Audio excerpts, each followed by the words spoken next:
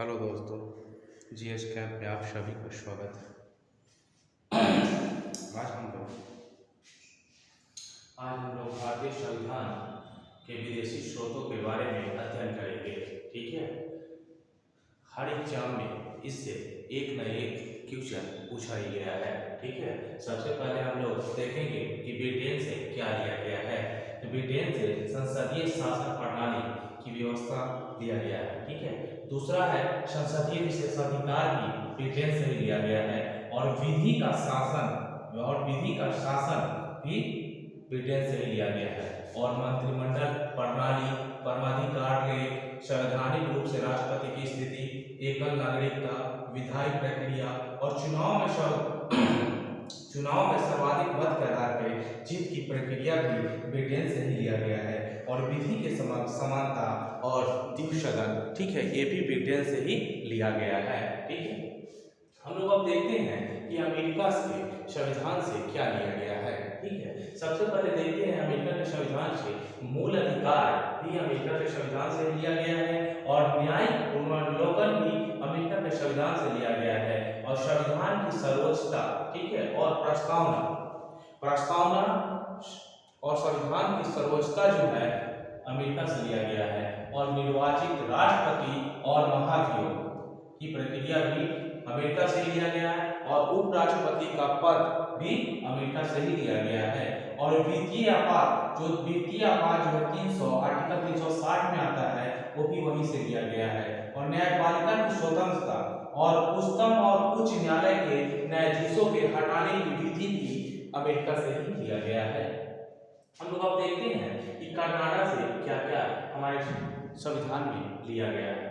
राज्यपाल की नियुक्ति कनाडा से लिया गया है, और संघ और राज्यों के बीच जो शक्ति का जो विभाजन होता है, ये भी जो है शक्ति का विभाजन, ये भी कनाडा से लिया गया है। ठीक है, अवशिष्ट शक्तियां जो केंद्र के पास होती है, ये भी कनाडा से ही लिया गया है।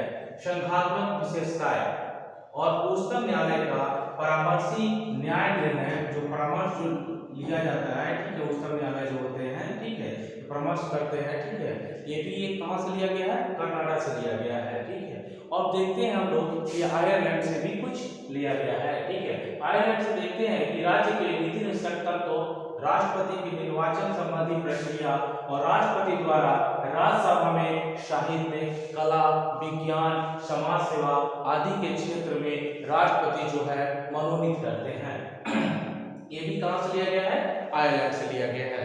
हम देखते हैं कि दक्षिण अफ्रीका से भी हमारे कॉन्स्टिट्यूशन में कुछ लिया गया है।